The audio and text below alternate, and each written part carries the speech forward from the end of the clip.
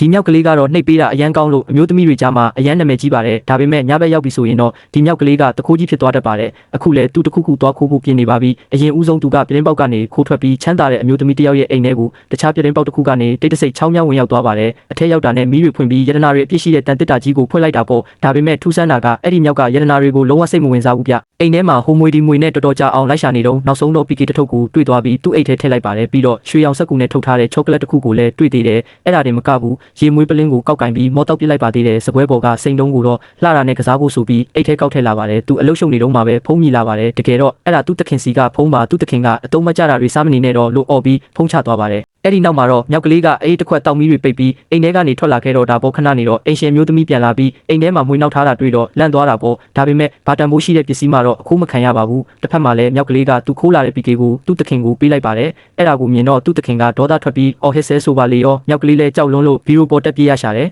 အဲ့ဒီမှာတင်သူ့တခင်ကလက်နက်တစ်ခုထုတ်ပြီးရိုက်ဖို့ပြင်လိုက်တဲ့အချိန်မှာအရိုက်ခံရတော့မယ်ဆိုတာသိသွားတဲ့မြောက်ကလေးကချက်ချင်းဆိုသလိုသူကစားဖို့ယူလာတဲ့စိန်တုံးကြီးကိုထုတ်ပေးလိုက်ပါတယ်စိန်ကိုမြင်သွားတဲ့တခင်ဖြစ်သူကလည်းချက်ချင်းပဲလေးတန်းတွေပြောင်းပြီးချုံမောတော့တာပေါ့ဒါပေမဲ့မြောက်ကလေးကတော့ဒါကိုစိတ်ကျေနပ်ပုံမရပါဘူးသူကစိန်တုံးနဲ့တခင်ဖြစ်သူရဲ့မျက်နှာကိုပြစ်ပေါက်လိုက်ပြီးသူ့ပေါ်ခုန်တက်ကမင်းနဲ့ရှေ့ဆက်ပြီးအလုံးမလုံးတော့ဘူးလို့ပြောတယ်လို့မျိုးရံမှုပြီးထွက်သွားပါတော့တဲ့ ကျွန်တော်ရဲ့အကောင့်လေးကိုလည်းအပေါင်းလေးနှိပ်ပြီး follow လေးလုပ်ထားကြပါအောင်ခင်ဗျာ